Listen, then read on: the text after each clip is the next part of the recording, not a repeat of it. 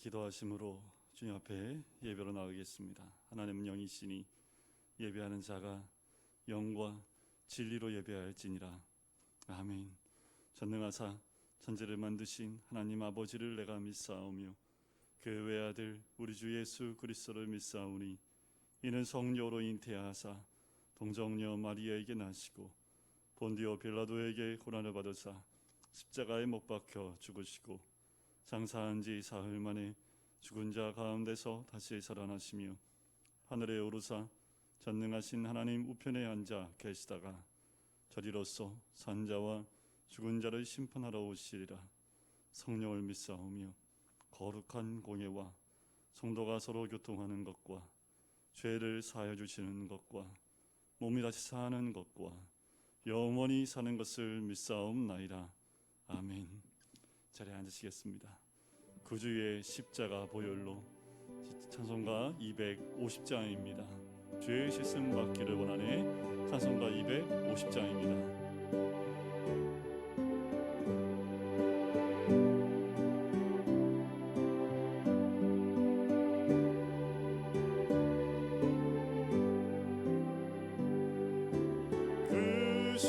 십자가 보혈로 죄 씻음 받기를 원하네. 내 죄를 씻으신 주 이름 찬송합시다. 찬송합시다.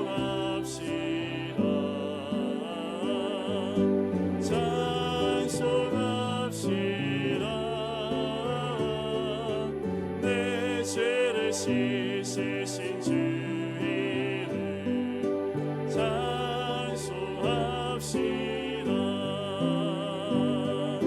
죄악을 속하여 주신 주 내 속에 들어와 계시네. 십자가 앞에서 주 이름 찬송합시다.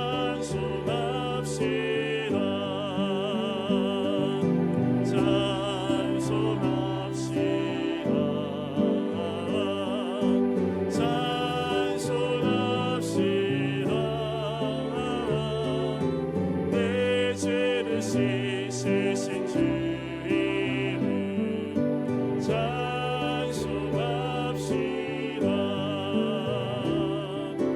주 앞에 흐르는 생명수 날 씻어 전하게 하시네. 내 기쁨 정성을 다하여 찬송합시다.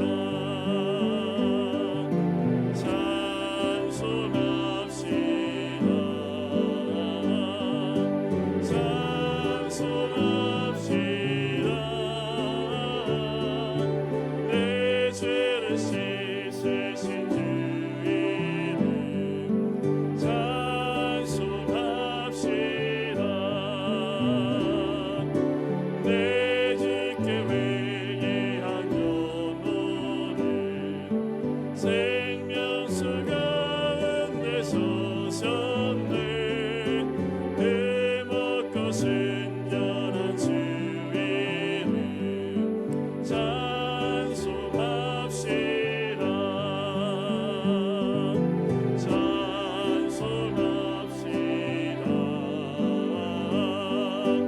찬송합시다. 찬송합시다. 내 죄를 씻으신 주 이름 찬송가 259장입니다. 예수 십자가에 흘린 피로써 그대를 씻기어 있는가. 더러운 죄에게 아는 능력을 그대는 참을지 하는가. 예수의 보혈로 그대는 씻기어 있는가.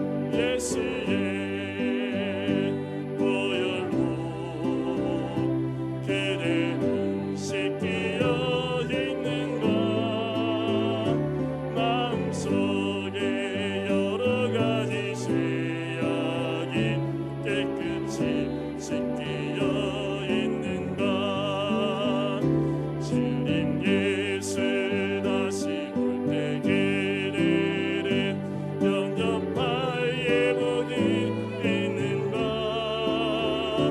그대 몸은 거룩한 곳 천국에 들어갈 준비가 됐는가 예수의 보혈로 그대는 씻기어 있는가 마음속에 여러 가지 죄악이 깨끗이 씻기어 있는가 모든 죄에 더러워진 예복을 주 앞에 지금 다 벗어서 샘물같이 솟아나는 보혈로 눈보다 더이게 씻으라 예수의 보혈로 그대는 씻기어 있는가 마음속에 여러 가지 죄악이 깨끗이 씻기어 있는가 우리 이 시간 같이 기도할까요?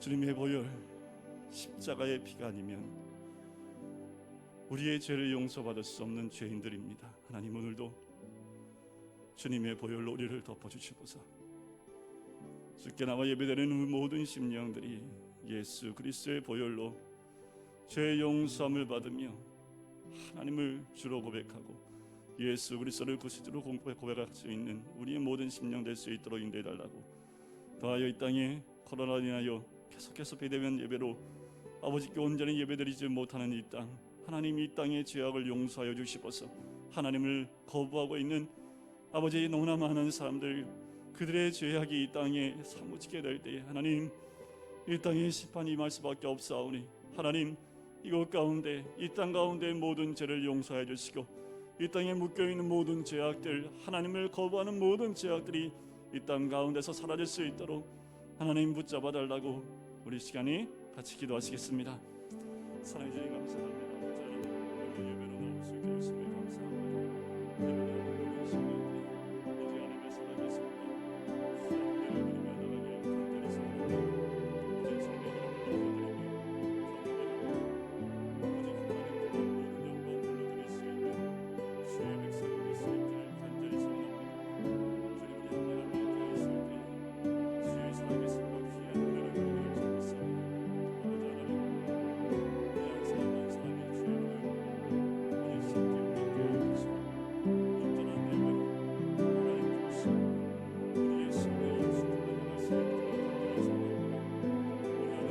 원하시는 자리에 또한 주님이 이끄시는 자리에 나갈 수 있는 우리의 모든 심령들이 될 수 있도록 주여 도와주시고 인도해주시길 간절히 소원합니다. 이 땅을 불쌍히 여겨주시고 바이러스가 더워 아버지 죄의 바이러스가 이 땅 가운데 아버지 하나님 생각하고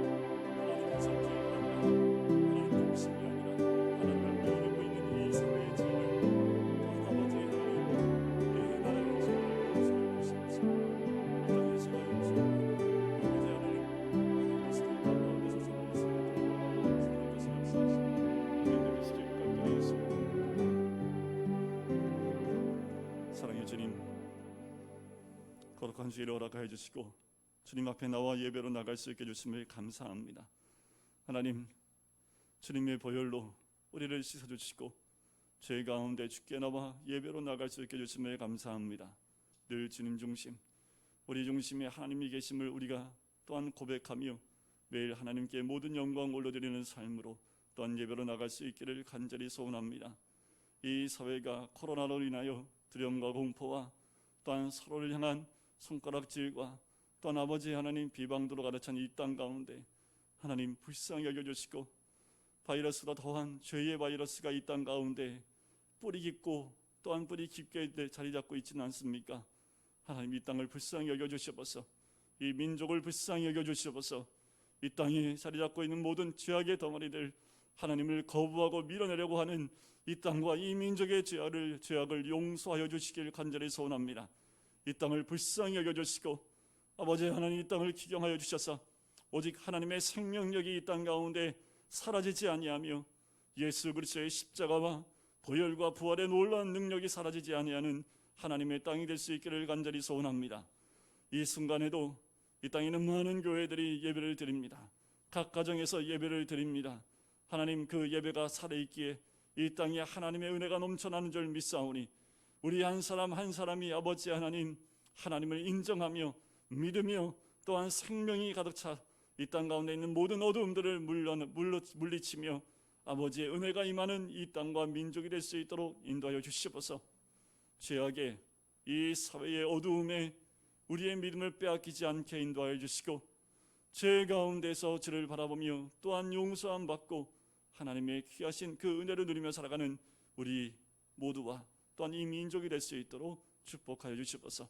더불어 이 땅 가운데 아버지 하나님, 차별금지법이 통과되지 않도록 주님 막아주시고, 이 땅 사회 전반에 있는 모든 어두움과 그 죄악들이, 하나님을 밀어내려고 하는 그 모든 죄악들이 이 땅 가운데 뿌리내리지 않도록 주여 도와주시고 인도하여 주시옵소서.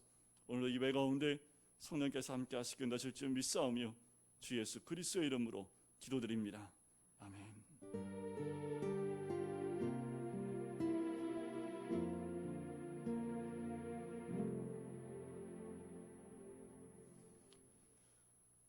네, 주일 예배 나오신 우리 성도님들을 주의 이름으로 축복하고 사랑하고 환영합니다. 가정에서 예배드릴 분들도 귀한 하나님의 은혜가 동일하게 임하시기를 간절히 소원하고요. 코로나19 사회적 거리두기가 2단계입니다. 발표는 뭐 20명, 50명 이렇게 되는 줄 알았더니 보니까 뭐 큰 교회는 50명까지 이 예배를 촬영하는데 인원을 그렇게 허락한 거라고, 아직 뭐 비대면 예배가 계속 유지되는 거라고 얘기를 하는데, 글쎄요, 우리가 함께 기도하고 시간이 가면 갈수록 좀 점점 더 어려워지지 않나라는 생각이 듭니다. 함께 기도해야 될 때이고, 이 사회와 이 민족이 바이러스라는 걸 하나 가지고 예배와 또 신앙의 자유를 자꾸만 제어하려는 모습들이 더 강해지기 때문에 이 땅의 죄를 위해서 우리가 함께 눈물로 기도할 때가 아닌가라는 생각이 듭니다. 함께 기도해 주셨으면 좋겠고요. 더 이런 시기에 여러분들 말씀 가운데, 기도 가운데 더 중심을 두시길 간절히 소원합니다. 말씀 읽기, 그리고 영상으로 또 성경 공부하는 것과 여러 가지들을 함께 병행하면서 여러분들이 함께 우리가 이 땅 가운데서 하나님의 역사가 일어날 수 있도록 기도해야 될 줄 믿습니다. 저는 내일 오케스트라 총회가 있어서 총회에 다녀올 예정입니다. 오케스트라는 10월 3일까지 휴강이고요. 10월 10일부터 다시 시작하기로 일단 결정을 했는데, 뭐 그때쯤 되면 코로나가 좀 더 잠잠해지지 않을까. 어제는 100명 미만으로 떨어졌더라고요. 그래서 점점 줄고 있기 때문에 조만간 이 숫자도 많이 줄이라고 생각을 하고, 여러분들 이 추석 때 특별히 개인 위생을 더 철저하게 잘 우리가 조심해야 되겠습니다. 우리 말씀을 같이 보실까요? 함께 나눈 말씀은 로마서 1장 말씀입니다. 로마서 1장 18절부터 23절까지 말씀입니다. 제가 말씀을 봉독해 드리겠습니다. 하나님의 진노가 불의로 진리를 막는 사람들의 모든 경건하지 않음과 불의에 대하여 하늘로부터 나타나나니, 이는 하나님을 알만한 것이 그들 속에 보임이라. 하나님께서 이를 그들에게 보이셨느니라. 창세로부터 그에 보이지 아니하는 것들, 곧 그의 영원하신 능력과 신성이 그가 만드신 만물에 분명히 보여 알려졌나니, 그러므로 그들이 핑계하지 못할지니라. 하나님을 알되 하나님을 영어롭게도 아니하며 감사하지도 아니하고 오히려 그 생각이 허망하여지며 미련한 마음이 어두워졌나니, 스스로 지혜 있다 하나 어리석게 되어 썩어지지 아니하는 하나님의 영광을 썩어질 사람과 새와 짐승과 기어다니는 동물 모양의 우상으로 바꾸었느니라. 아멘.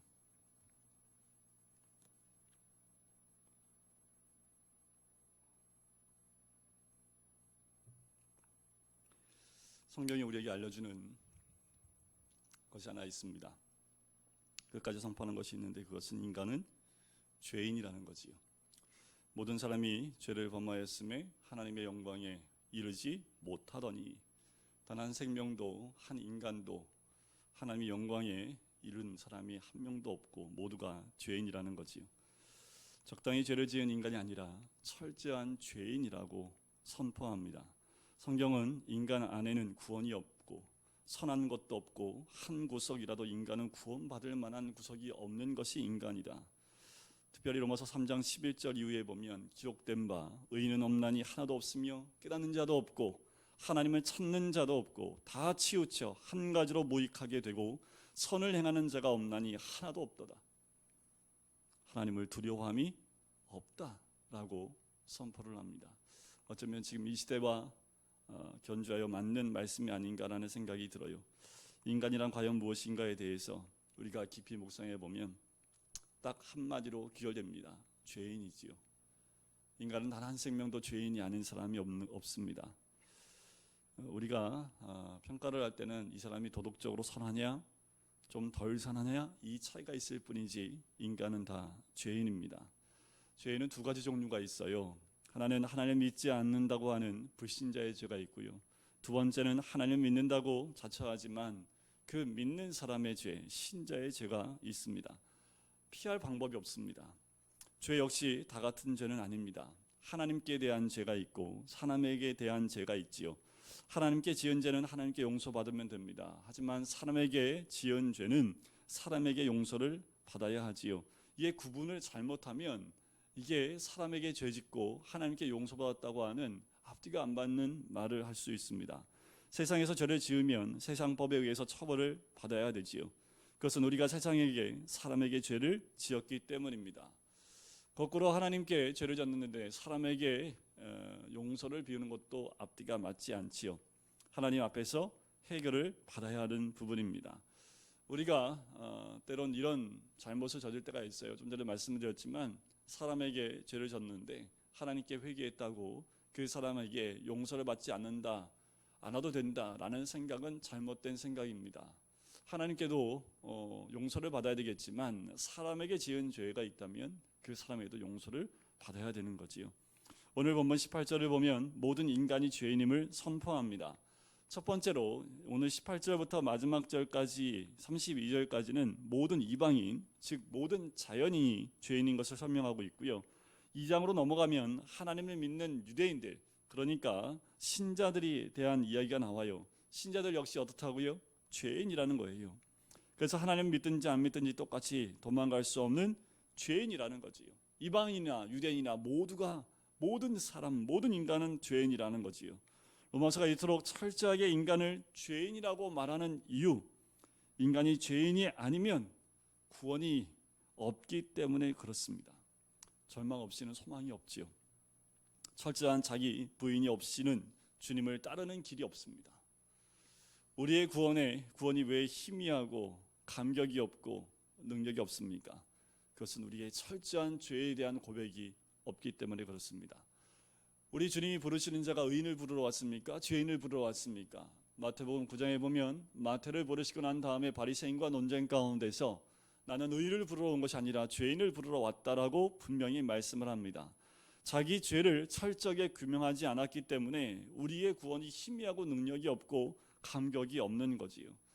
죄 가운데서 구원함을 받은 인생들, 그 죄가 철저하게 우리 가슴 가운데 깨닫게 되면 더 깊은 하나님의 은혜 가운데 갈 수 있는 거지요. 예수님의 이름으로 구원받았지만 그것이 그렇게 기쁘게 여겨지지 않는 것, 죄에 대한 인식이 없기 때문에 그렇습니다. 내가 죄인이라는 인식이 없으면 예수 그리스도를 믿어도 구원의 감격이 없다라는 거지요. 감격스럽지 않고 소중하지도 않는 겁니다. 자기 죄에 대한, 죄의 본질에 대한 철저한 깨달음과 경험이 없기 때문에 그렇습니다. 여러분, 우리가 예수 그리스도를 만날 때 그 깊은 은혜에 들어갈 수 있는 것은 그만큼 내가 죄인이라는 것을 깨닫는 겁니다. 사도 바울은 로마서 7장에서 오라나는 곤고한 사람이로다, 이 사망의 몸에서 누가 나를 건져내려라고 고백했던 이유는 뭡니까? 자기 안에 사무친 죄, 자기가 어찌할 수 없는 그 죄의 깊이를 깨닫고 나니까 더 하나님을 의지할 수밖에 없는 거지요. 사도 바울이 어떤 사람입니까? 여러분들 우리보다 우리 가운데 사도 바울만큼 더 하나님을 사랑하는 사람이 있습니까? 사도 바울만큼 자기의 생명을 다하여 예수님을 사랑하는 사람이 있습니까? 근데 그 사도 바울은 그 죄 가운데 몸부림치며 하나님의 은혜에 감격했던 사람이 사도 바울입니다. 그 말은 무엇입니까? 그 죄, 아무리 사도 바울이라 할지라도 그 마음에 도사리고 있고 그 내면에 도사리고 있는 죄는 스스로 어찌할 수 없어. 우리 예수님을 붙잡지 않으면 살 수 없다라는 것을 사도 바울이 알기 때문에 그렇습니다. 하물며 우리는 어떻습니까? 사도 바울은 이 18절로 이 모두를 이끌어 가는데 하나님의 진노가 불의로 진리를 막는 사람들의 모든 경건하지 않음과 불의에 대하여 하늘로부터 나타난다라는 것이요. 이것은 하나의 서론입니다. 모든 사람이 죄를 지었기 때문에 하나님의 진노 아래에 있다는 거지요. 철저한 하나님의 심판과 진노 아래에 있을 수밖에 없다는 거예요. 1장은 서론에 두 가지 주제가 있습니다. 복음 안에 뭐가 있다고요? 하나님의 의가 나타난다고요. 죄 안에는 뭐가 나타날까요? 그러면 죄 안에는 하나님의 심판, 진노가 나타난다는 겁니다. 우리는 예수 그리스도의 복음으로 말미암아 이 진노 중에서 구원함을 받은 줄 믿습니다. 사실 우리는 하나님의 진노와 상관이 없는 사람들이지요. 왜요? 예수 그리스도의 복음으로 구원을 받았기 때문입니다. 그러나 죄의 문제를 해결하지 않는 사람들은 여전히 진노 아래 있는 거지요. 하나님의 의가 나타났습니까? 하나님의 진노가 나타났습니까? 이 세상은 하나님의 진노로 가득 차 있습니다. 이 시대를 보고 지금을 봐도 곳곳에 하나님의 진노가 가득 차고 있는 것을 발견할 수밖에 없어요. 죄는 용서받기 전까지는 절대로 없어지지 않아요. 시간이 지난다고 사라지지 않습니다. 하나님의 진노는 쌓이는 거예요. 우리의 죄는 없어지지 않고 쌓여갑니다. 잊어버린 것도 아닙니다. 없어지지도 않습니다. 오직 예수 그리스도의 피로 그 죄를 씻기지 않는 한 그 죄는 그대로 있는 거예요. 사람에게 한 번 죽는 것은 정한 이치입니다. 그 다음에 뭐가 기다리고 있어요? 모든 사람에겐 심판이 있습니다. 십자가의 피와 예수 그리스도의 말씀과 복음으로 그 죄가 용서함 받아야 할 줄 믿습니다. 이 민족에 수많은 죄가 있지요. 억울하게 소리 지르고 피 흘린 사람들이 많습니다. 절대로 없어지지 않고 쌓이는 것들이지요. 마지막 때는 골방에서 이야기한 것들이 지붕에서 나팔 부는 것 같이 들린다라고 분명히 얘기합니다. 여러분들 죄는 사라지지 않아요. 그 죄의 사무침이 이 땅 가운데 진노를 쌓게 되면 그 진노가 심판으로 드러날 수밖에 없다라는 겁니다. 그래서 죄를 회개하고 예수 그리스도의 보혈로 죄를 빨리 없애버리라는 거예요. 없애야만 진노가 쌓이지 않기 때문입니다. 지금은 괜찮을지 몰라요. 그러나 지난날 우리가 지은 죄의 목록들이 다 쌓이는 거지요. 역사의 죄들도 씻김받고 용서받지 않고서는 없어지지 않습니다. 이게 진노예요. 죄가 사라지지 않는 것이 진노입니다. 죄가 쌓이는 것이 진노입니다. 하나님의 진노가 경건하지 않음과 모든 불의에 대하여 하늘로부터 임한다고 성경은 말합니다. 이것이 앞으로 우리에게 나타날 대환란의 많은 일들이지요. 여러분들 아담 이후에 이 심판들은 순간순간 곳곳에서 있었습니다. 홍수가 있었지요. 바벨탑 사건이 있습니다. 소돔 고모라 사건들을 보시면 아담 이후에 얼마나 많은 심판들이 있었던 것을 우리는 알 수 있습니다. 또 모든 역사의 문명들 아시리아, 바벨론, 페르시아, 로마, 그리스, 중세를 거치면서 모든 인간의 죄악들, 더 나아가 최근에 있었던 근대의 공산주의, 그들이 저지른 죄악들, 자본주의가 저지른 수많은 죄악들, 여러 가지 선이라는 미명하에 인간이 저지른 많은 죄악들이 다 사라졌습니까? 다 없어졌습니까? 사람이 죽으면 없어집니까? 아니에요. 다 쌓여 있습니다. 그 죄가 쌓이면 그것이 바로 대환란이요 심판입니다. 심판이 없다면 하나님은 공의의 하나님이 아니겠지요. 심판은 반드시 있습니다. 우리들과 국가와 인류가 저지른 죄악들은 절대로 없어지지 않아요. 여러분 이걸 분명히 기억하셔야 됩니다. 우리가 지은 죄, 국가가 지은 죄, 인류가 저지른 죄악들은 절대로 없어지지 않고 다 쌓입니다. 이 심판을 막을 수 있는 분은 오직 한 분 예수 그리스도밖에 없습니다. 주를 부르는 자들, 예수를 믿는 자들은 구원을 받는 줄 믿습니다. 그분 안에서 모든 죄악과 저주가 사라지는 거지요. 이스라엘 민족이 출애굽하고 마라의 쓴물을 대할 때 하나님이 이 모세를 통하여 한 막대기를 그어서 던지게 하지요. 마라의 쓴물을 단물로 바꾸게 합니다. 바로 그 십자가만이 이 땅의 모든 죄악과 저주를 깨끗게 하는 하나님의 은혜가 있을 줄 믿습니다. 하나님의 공의롭고 거룩하신 분이라면 사람들을 보시면서 하루도 분노를 안 터뜨릴 날이 없지요. 여러분들, 우리 죄가 쌓여서 거꾸로 우리에게 오는 건 아닙니까? 여러분들, 이 코로나 바이러스는 자연적으로 생긴 겁니까? 아니면 인간의 죄로 인해서 생긴 겁니까? 그래, 아직 100% 밝혀지지 않았지만 많은 심증에는, 그리고 많은 증거들에 의하면 인간의 죄로 인해서 시작된 바이러스가 이 코로나하고도 이해합니다. 그렇다면 그 죄는 곧 심판으로 연결되는 것을 발견하게 되는 거지요. 시편 7편 11절 말씀에 보면 하나님은 의로우신 재판장이시며 매일 분노하시는 하나님이시로다. 우리 하나님은 그 죄에 지금도 분노하시는 분이다 라고 말씀을 합니다. 세례요한도 얘기했지요. 도끼가 나무 뿌리에 놓였다고 얘기합니다. 하나님의 진노가 우리 안에 가득 찼다고 선포를 해요. 그러한 진노들이 하나씩 터지는 것입니다. 그렇다면 이러한 하나님의 진노를 가져오게 하는 불의로 진리를 막는 사람들은 과연 누구일까? 또 이 사람들에 대해서 성경은 두 가지로 얘기를 합니다. 첫 번째는 모든 경건하지 않음과 두 번째는 불의한 것이다 라고 얘기를 해요. 모든 경건하지 않는 것, 그것은 바로 오늘 본문에 나타나 있고요. 불의에 대해서는 24절부터 32절까지 나누어 쓰고 있습니다. 자, 이것을 다른 말로 말하면 본질적인 죄와 도덕적이고 윤리적인 죄를 말하는 거지요. 사람들은 일반적으로 진리보다 거짓을 좋아합니다. 목사님, 저는 진리 좋은데요. 우리는 진리를 좋아하는 것 같지만 결국은 선택은 악을 선택하는 우리의 죄된 모습을 발견하게 돼요. 자꾸 부정적으로 바뀌어요. 비판하고 싶고요, 독점하고 싶고요, 지배하고 싶은 것이 인간의 심성입니다. 누가 가르쳐줬어요? 아무도 가르쳐주지 않아요. 원래부터 그런 죄에 대한 우리의 경향성이 있는 거죠. 이것이 우리들의 모습입니다. 첫 번째 부류가 하나님을 우습게 생각하는 불경건한 사람들이지요. 경건하지 않는 것, 불경건은 무엇을 의미합니까? 하나님이 없다라는 거예요. 이런 사람을 하나님을 자신의 마음에 두기를 싫어하고 그분의 존재를 인정하기를 원치 않으려 합니다. 하나님과 내 인생과 관계를 맺기 거부하는 거예요. 하나님을 경외할 수 없습니다. 경건이라는 것이 하나님을 존경하고 거룩하게 생각하고 경외하는 마음이라면 불경건은 완전히 반대편에 있는 거지요. 이것은 가장 큰 죄입니다. 하나님을 내 마음속에 모시지 않으려고 하는 것, 하나님을 경배하고 찬양하고 존귀를 올려드리려고 하지 않는 것, 이것이 죄입니다. 이런 죄가 본질적인 죄이고 영적인 죄이고 원죄입니다. 하나님을 내 인생과 연관시키려 하지 않고 하나님이 내 인생에 간섭하지 못하게 하는 것, 이것이 바로 불경건이지요. 근데 음식 가만히 놔두면 어떻게 되나요? 썩지요. 사람이 살지 않는 집은 어떻게 됩니까?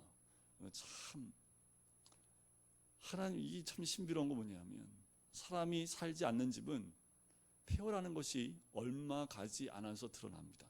참 재밌어요. 사람이 살고 있으면 아무리 허물어지는 집 같아도 집처럼 보이는데, 아무리 멋있는 집도 사람이 비어있고 아무도 살지 않으면 곧 폐허라는 것을 알 수 있습니다. 그와 마찬가지로 내 인생의 주인이신 하나님이 내 삶에 계시면 질서가 잡히고요, 그리고 본능을 제어하고 내 마음속에 죄의 경향성을 제어할 수 있습니다. 그러나 하나님을 거부하고 하나님이 없으면 빛이 없는 것과 같아요. 빛을 비출 수 없으면 어떻게 됩니까? 캄캄해집니다. 어둠만이 있지요. 인생이 어두워지면 어떻게 돼요? 불안합니다. 그래서 세상 사람들이 불안해하는 거예요. 빛이 없기 때문에 불안해하는 겁니다. 도덕적으로 썩고 곰팡이가 생기지요. 생명이 있으면 썩지 않습니다.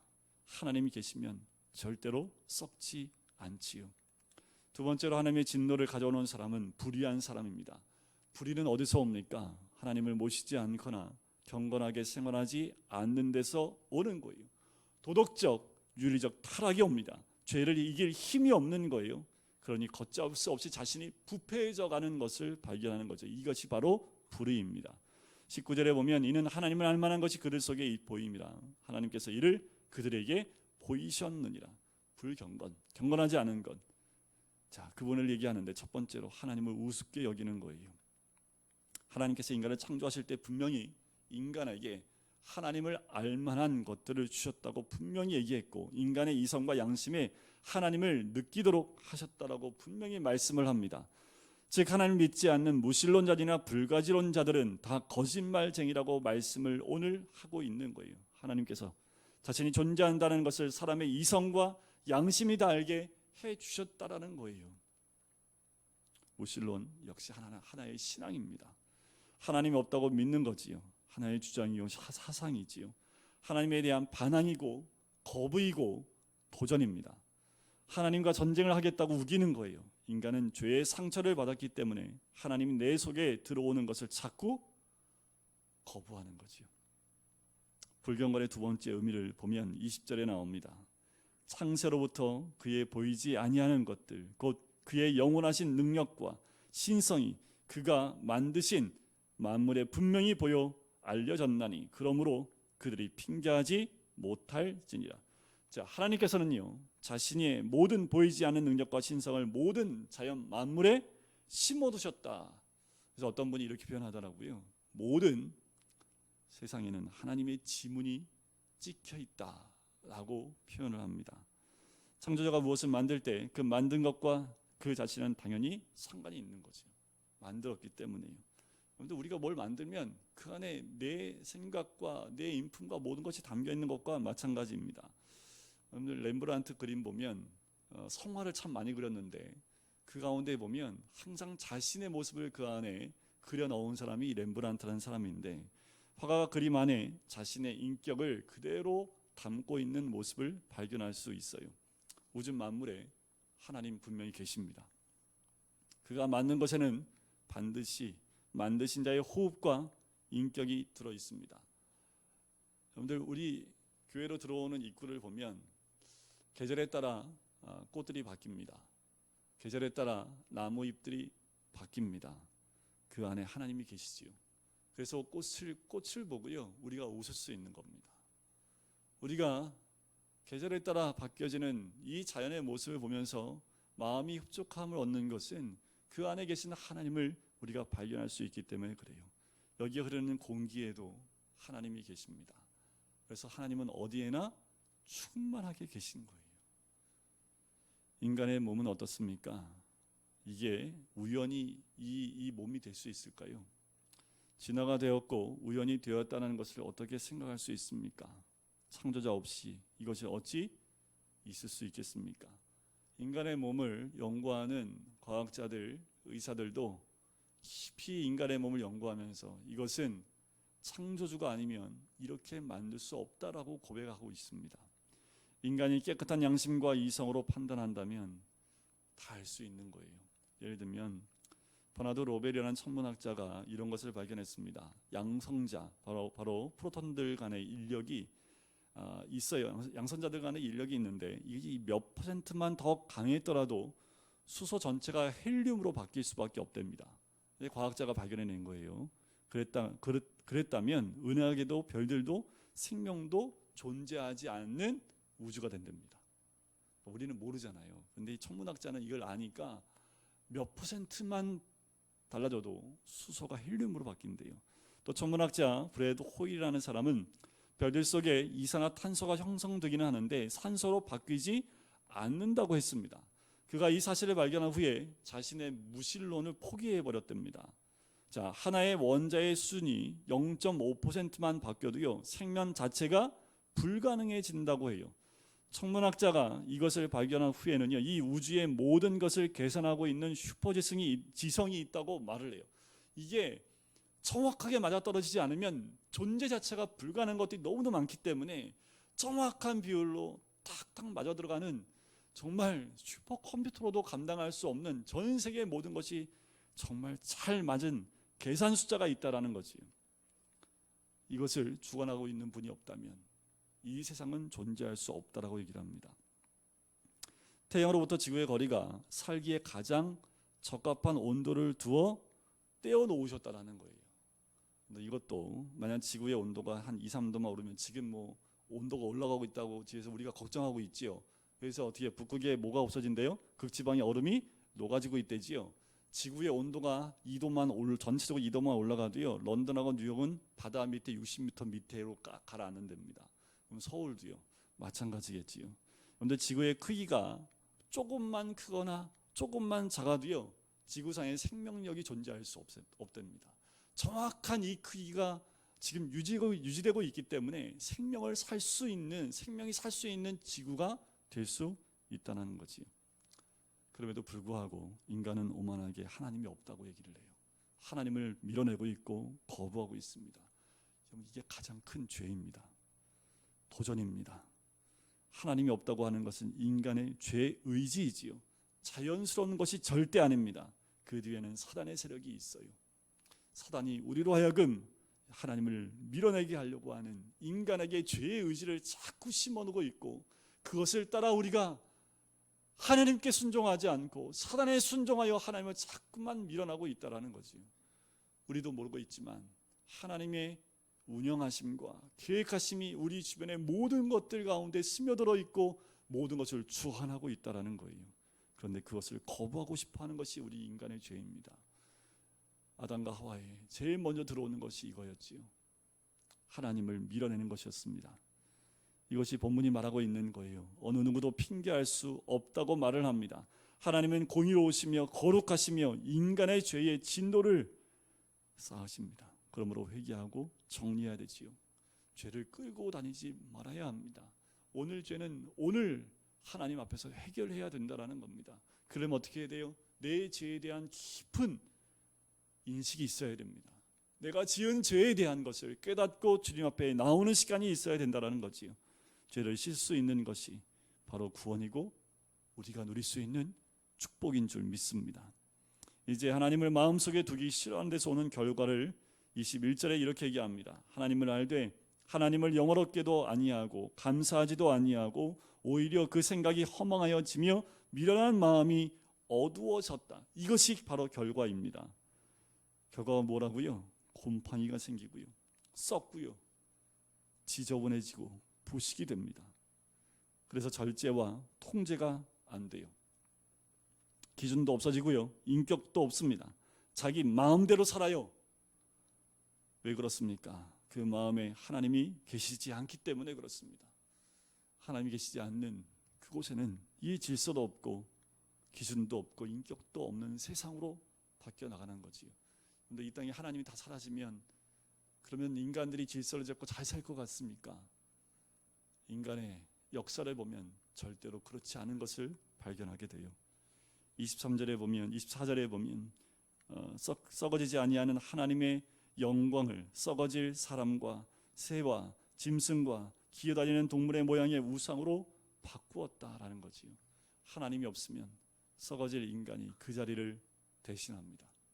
썩어질 동물이 그 자리를 대신해요. 이것이 바로 우상숭배이지요. 우상숭배는 하나님 없는 인간의 본질입니다. 하나님이 제일 싫어하는 거예요. 우상숭배입니다. 하나님 없이 인간은 살 수 없어요. 하나님 없이 사는 사람은 다 미쳐버립니다. 그런데 이 사회를 보십시오. 하나님을 거부하고 밀어나고 있는 이 사회가 결국 하나님이 기뻐하지 않는 사회로 추락하게 되어지면 이 땅은 심판 가운데 있을 수밖에 없어요. 여러분들 아이러니하게도요, 하나님을 완전히 거부하는 저 북한 땅은 땅이 메말라 가고요, 황폐화 되어져 가고요, 생명력이 사라져가는 땅으로 점점 바뀌어서 땅이 황폐해지는 것을 보게 됩니다. 하나님이 살아계심을 인정하는 나라는 풍성해지고 하나님의 열매가 가득한 것을 봐요. 그건 개인도 마찬가지입니다. 우리가 보는 물질과 눈에 보이는 것이 다가 아니라 그 심령의 메마라짐, 그 심령의 죄된 모습 가운데 어두워지는 그 모습들을 우리는 봐야 되는 거지요. 자기 그 자리에 인간을 가져다 놓아요. 스탈린도 히틀러도 바로 그런 경우이지요. 국가적 집단 우상이 바로 그것입니다. 로마 황제는 자신이 신이라고 얘기를 했지요. 개인적일 수도 있습니다. 어떤 사람은 이제 하나님을 믿으니 내 주먹을 믿으라. 바로 그것이 하나님을 망령 때 욕하는 거예요. 자기 자신이 신이라는 거지요. 자신의 욕망과 또 정욕과 야망대로 사는 겁니다. 많은 사람들을 죽이고 피해를 주는 모습이 이와 같은 거지요. 하나님을 거부하고 우상 숭배하는 사회일수록 이렇게 될 수밖에 없습니다. 그렇지 못한 사람들은 짐승과 버러지의 우상을 가지고 살아갑니다. 여러분들 보세요. 우리나라에도 지방을 가면 그 우상들이 너무도 많습니다. 세계 곳곳에 문명화되지 않은 곳을 가도 이 우상, 바로 짐승이나 버러지 같은 것들을 우상으로 섬기고 있는 것들을 너무도 많이 봐요. 이것이 우리에게 주는 메시지입니다. 죄에는 하나님의 진노가 나타납니다. 그러나 복음에는 하나님의 의가 있습니다. 하나님을 믿는 사람에게는 영생이 있습니다. 용서가 있습니다. 진노가 사라지고 심판이 사라집니다. 환난이 와도 그것이 그 사람을 피해가는 거예요. 그에게는 영원한 생명이 약속되어 있는 줄 믿습니다. 죄의 삭은 사망입니다. 예수 그리스도는 우리의 소망이십니다. 인간의 죄인임을 고백해야 합니다. 하나님의 진노가 우리 안에 있다는 사실을 인정해야 돼요. 우리의 옷을 입는 것이 아니라, 그래서 우리는 예수 그리스도의 의에 새로 옷 입고 그 앞에 나가야 될 줄 믿습니다. 죄에 머물러 있는 우리가 아니라 그 죄 가운데서 일어나 예수 그리스도의 옷을 입고 새로운 옷을 입고 의의 옷을 입고 그분 앞에 나아갈 때 우리 안에 주님 주신 생명과 하나님의 은혜가 우리 가운데 가득하게 임할 줄 믿습니다. 여러분, 우리가 꼭 기억해야 될 것은 우리 하나님, 바로 그 복음, 하나님의 의가 드러난 그 복음 가운데 우리가 날마다 거하지 않으면 이 죄된 세상 가운데서 그 죄에 사무친 그 심판 가운데 우리가 벗어날 수 없다라는 거지요. 오늘도 하나님의 은혜를 깊이 경험하시는 우리 모든 성도들 되기를 간절히 소원합니다. 우리 모두가 하나님의 은혜를 깊이 깨달아 매일매일 그 은혜의 감격과 감사하며 나의 모든 죄를 주님 앞에 내어놓고 주님의 생명으로 살아가시는 우리 모든 성도님 되시기를 주님의 이름으로 간절히 축원드립니다.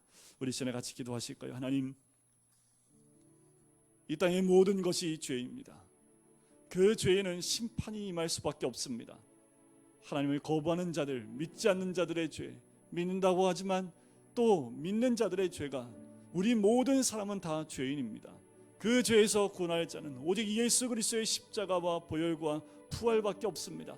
하나님, 하나님을 밀어내는 것이 아니라 하나님을 거부하는 불경건하고 불의한 자가 아니라 오늘도 주님과 함께, 주님이 나와 함께 또한 주님 앞에 살아가는 우리들, 그래서 아버지 하나님의 그 생명을 가지고 살아가는 우리가 될 수 있도록 인도해 달라고 우리 같이 기도하시겠습니다. 사랑해 주님 감사합니다. 아버지께 주님 앞에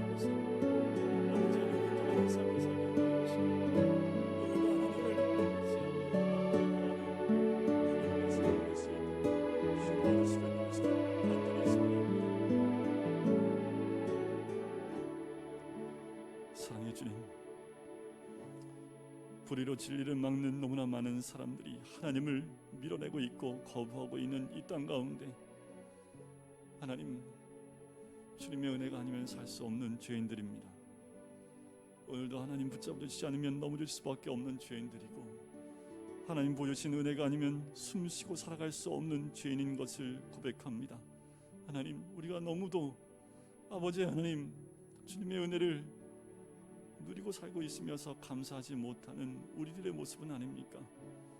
더불어 아버지 하나님, 내 죄를 주님께 고백하지 못하고 있는 우리의 모습은 없습니까? 아버지 하나님께 무릎 꿇고 사도 바울처럼 우리 안에 도사리고 있는 모든 죄악들을 주님께 고백함으로 하나님의 더 깊은 은혜를 누리며 사는 우리들, 또한 더 나아가 이 땅의 죄악을 끌어안고 이 땅의 죄악을 위하여 함께 중보하며 기도하는 우리가 되기를 간절히 소원합니다. 이 사회가 하나님을 거부하고 하나님을 밀어내는 그 사회로 달려가고 있는 이때에 아버지, 이 땅에 아버지 죄로 쌓여지고 있는 이 땅 가운데 먼저 믿은 우리들이 하나님 앞에 무릎 꿇으며 이 땅의 죄를 끌어안고 눈물로 기도하는 우리가 되기를 간절히 소원합니다. 이 땅을 바라보며 이 땅에 심판이 다가오고 있는 이 땅의 모든 죄악들을 아버지 앞에 올려드리며, 아버지 하나님, 이 모든 죄악들이 이 땅 가운데 쌓이지 않도록 불쌍히 여겨달라고, 우리가 해야 될 일은 다시 한번 주님의 십자가를 붙든 일인 줄 믿습니다. 우리 모두가 주님 앞에서 주님의 인도하심 받을 뿐만 아니라 그 은혜를 우리뿐만 아니라 이 땅과 모든 민족에게 나눌 수 있는 주의 사람들이 될 수 있도록 축복하여 주시옵소서. 감사드리며 예수 그리스도의 이름으로 기도드립니다. 아멘. 우리 찬송가 305장입니다. 나 같은 죄인 살리신 주 은혜의 놀라워. 우리 같이 찬양 드리겠습니다.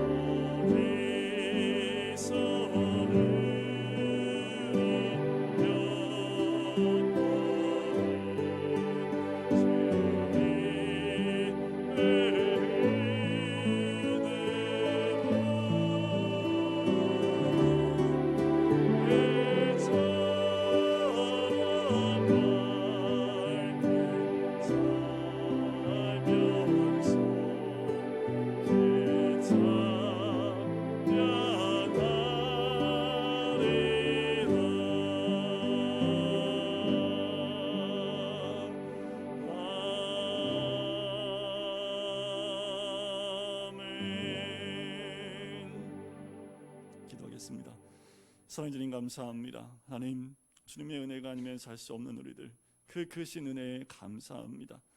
하나님, 감사해 드린 귀한 예물들이 주님께 영광 위하여 쓰임받는, 또 하나님 나라를 위해 쓰임받는 복된 예물 되게 인도하여 주시고, 이 예물들이 우리의 신앙의 고백이 되어지어 우리의 모든 것이 주의 것이며 주의 은혜임을 고백하는 복된 예물 될 수 있도록 인도하여 주시옵소서. 또 우리 모든 성도님들 떠난 주의 삶 가운데 어떠한 코로나에도 공격당하지 않도록 보호하여 주시고, 믿음 가운데 또한 건강을 붙잡아 주셔서 아버지의 은혜를 날마다 경험하며 주의 인도하심 받을 수 있는 우리 모든 성도님 될 수 있도록 축복하시고 인도하여 주시옵소서. 이제는 예수 그리스도의 은혜와 하나님 아버지의 사랑하심과 성령의 교통하심이 아버지의 그 크신 은혜에 감사하며 그 은혜 가운데 나가기를 소원하는 우리 모든 성도님들 머리 위에, 가정 위에, 사업터 위에, 환우들 머리 위에 이제부터 영원까지 함께 하시기를 간절히 축원하옵나이다. 아멘.